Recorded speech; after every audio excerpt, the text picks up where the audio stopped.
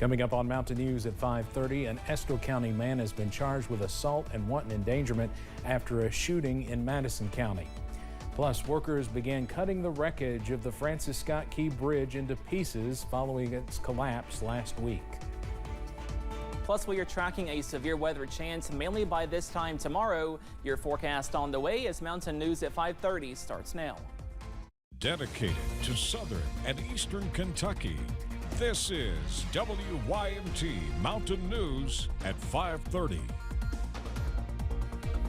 Good evening, I'm Steve Hensley. It's been a very warm and calm day to start the work week, but that's expected to change soon.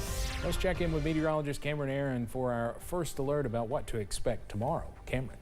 Yeah, Steve, right now we are tracking a few spotty sprinkles on first alert pinpoint Doppler, but like you mentioned, most of us are just dry and warm on this Monday. Notice on the radar we are zooming into portions of the Big Sandy Valley and a few light sprinkles pushing into portions of Pike County from Floyd County, also moving into Logan and Mingo counties in West Virginia, but no big weather worries as we go into this evening. For most of us, we stay relatively calm, but we cannot say the same for our friends to the north in northern Kentucky, also pushing into Ohio, and the bulk of the severe weather will stay to our west as we go into the rest of your evening. A tornado watch for Oklahoma pushing into Kansas, also Missouri, and they have a few severe thunderstorm warnings off to our west as well. And this is where the bulk of the severe weather will stay. But notice in our region, we do have a level 1 risk of severe weather and a level 2 risk along and north of the Mountain Parkway. But again, for most of us, no big weather worries as we go into this evening. But tomorrow could be a different story. Notice for all of us, we have a level 3 enhanced risk of severe weather, and that level 4 moderate risk is just off to our north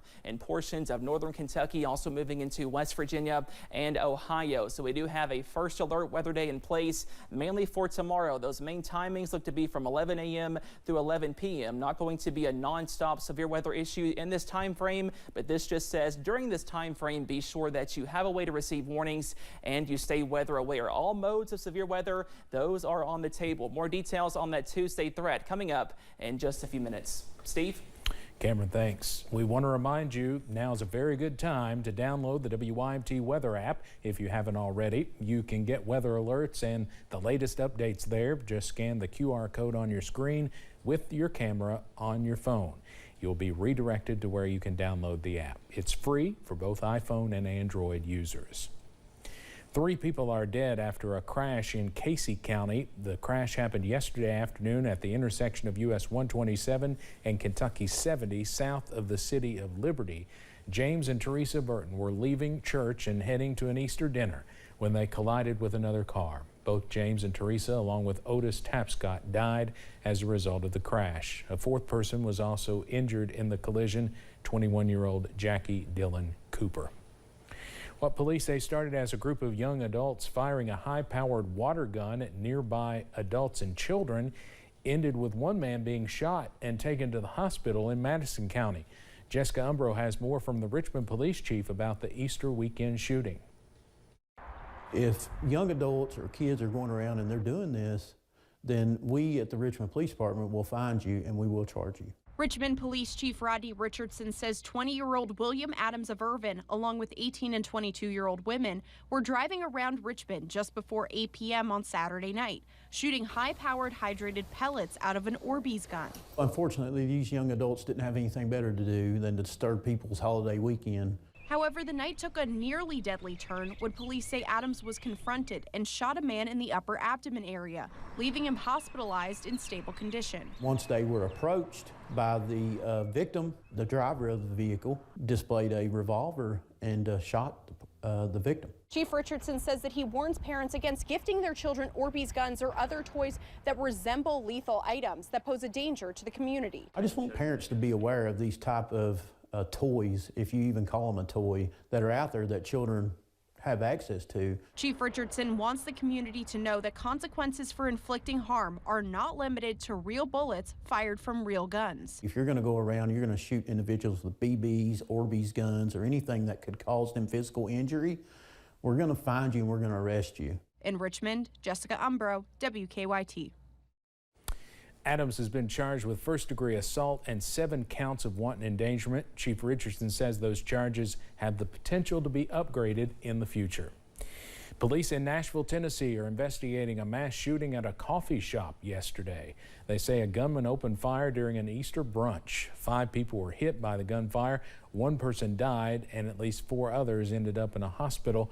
Police are looking for the person responsible. It's not yet clear what motivated the shooting. This was an isolated incident, obviously. It's not something that's indicative of this particular area. As you can see, the area is really nice. It's just an isolated incident, and we'll make sure that we do all we can, like I say, to get the suspect into custody. Police say they're looking for 46-year-old Anton Rucker in the shooting. Authorities say Rucker is a convicted felon. At least 7 children were wounded in a shooting in downtown Indianapolis during the weekend. Officers say they were on patrol when they heard several shots being fired nearby. They rushed to the scene to find a large group of juveniles, including 6 with gunshot wounds. All the wounded children were taken to local hospitals. A 7th arrived later at an area hospital. All the victims are said to be in stable condition. It's not clear what led to the shooting. Starts at home. That's the first place. You can look to the police all you want to try to solve these things, and like the chief said, we have plenty of resources in downtown Indianapolis on the weekends to deal with our issues, and yet this occurred. At last check, the suspect remained on the loose. Crews have opened a new shipping channel around the wreckage of the Francis Scott Key Bridge in Baltimore, and a second channel could open in the next few days. This comes as President Biden talked with Maryland officials today ahead of a trip to the site on Friday. CBS's Skylar Henry has the latest from Washington. Coast Guard teams dropped buoys in the Patapsco River as part of a new alternate ship channel for some smaller boats. We'll have a controlling depth of 11 feet. Now we're also moving forward on creating a southwest channel for deeper draft vessels that will allow for a deeper draw. Welders are cutting away pieces of the collapsed bridge in an effort to clear out debris and fully reopen the channel for all ships. Crews also need to remove debris to reach the bodies of 4 construction workers who are presumed dead. Maryland State Police believe they have found missing vehicles underwater. Below the waterline, along the bottom, is very challenging because these girders are essentially tangled together, intertwined. The White House announced Monday President Biden will visit Baltimore Friday to see the wreckage and meet with state and local leaders. President Biden and his team are working with Governor Moore, the congressional delegation, Mayor Scott, and numerous state and local officials to reopen the port, rebuild the bridge, and support the people of Baltimore. State officials say they expect help from the federal government to rebuild the bridge. We're going to have continued conversation with the state of Maryland to get a sense of how much this is going to cost, and we have said we're going to certainly continuing to talk to Congress to get some assistance here. The Port of Baltimore is one of the busiest in the nation, and as long as it remains closed, the impact will be felt across the country. Skylar Henry, CBS News, Washington. Baltimore is the busiest port in the country for importing and exporting vehicles, including farm equipment. House Speaker Mike Johnson is teaming up with Florida Congressman Matt Gaetz to fight a motion to vacate his speakership. Gaetz is urging Johnson to focus on issues important to conservatives. This comes after Congresswoman Marjorie Taylor Greene filed the motion to remove Johnson last week. The move was sparked by the recent bipartisan spending deal Johnson put on the House floor, which angered some conservatives. Trump Media and Technology Group has disclosed that it lost more than $58 million last year.